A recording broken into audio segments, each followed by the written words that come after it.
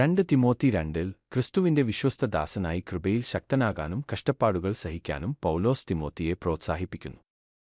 ക്രിസ്തീയ ജീവിതത്തെ ഒരു പട്ടാളക്കാരന്റെയും ഒരു കായികതാരത്തിന്റെയും ഒരു കർഷകന്റെയും ജീവിതവുമായി അദ്ദേഹം താരതമ്യം ചെയ്യുന്നു.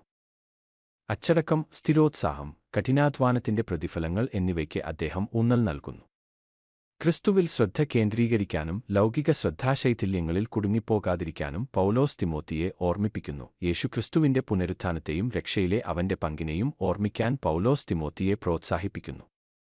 സുവിശേഷത്തിനുവേണ്ടി അവൻ സ്വന്തം കഷ്ടപ്പാടുകൾ പങ്കുവയ്ക്കുന്നു. പൗലോസ് ചങ്ങലകളിൽ ബന്ധിക്കപ്പെട്ടിരിക്കുമ്പോഴും ദൈവവചനം ഒരിക്കലും ബന്ധിക്കപ്പെട്ടിട്ടില്ലെന്ന് തിമോത്തിയെ ഓർമ്മിപ്പിക്കുന്നു.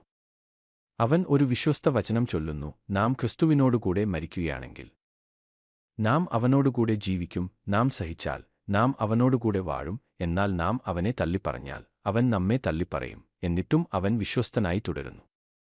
നാശത്തിലേക്ക് നയിക്കുന്ന വാക്കുകളെ ചൊല്ലിയുള്ള തർക്കങ്ങൾ ഒഴിവാക്കാൻ തിമോത്തിയോട് ഉപദേശിക്കപ്പെടുന്നു. പകരം അവൻ സത്യവചനം ശരിയായി കൈകാര്യം ചെയ്യുകയും ദൈവത്താൽ അംഗീകരിക്കപ്പെട്ട ഒരു തൊഴിലാളിയായിരിക്കുകയും വേണം. മറ്റുള്ളവരെ വഴിതെറ്റിച്ച ഹുമനയോസിനെയും ഫിലേത്സിനെയും പരാമർശിച്ചുകൊണ്ട് പൗലോസ് വ്യാജ പഠിപ്പിക്കലുകൾക്കെതിരെ മുന്നറിയിപ്പ് നൽകുന്നു. വിശുദ്ധിയുടെ പ്രാധാന്യം അദ്ദേഹം ഊന്നിപ്പറയുന്നു. അപമാനകരമായ കാര്യങ്ങളിൽ നിന്ന് സ്വയം ശുദ്ധീകരിക്കാനും മാന്യമായ ഉപയോഗത്തിനുള്ള പാത്രങ്ങളായിരിക്കാനും വിശ്വാസികളെ പ്രോത്സാഹിപ്പിക്കുന്നു. യൗവനമോഹങ്ങളിൽ നിന്ന് ഓടിയകലാനും നീതി പിന്തുടരാനും തന്നെ എതിർക്കുന്നവരെ ദൈവം മാനസാന്തരത്തിലേക്ക് നയിക്കുമെന്ന് പ്രതീക്ഷിച്ച് സൗമ്യമായി തിരുത്താനും തിമോത്തിയോട് അദ്ദേഹം നിർദ്ദേശിക്കുന്നു.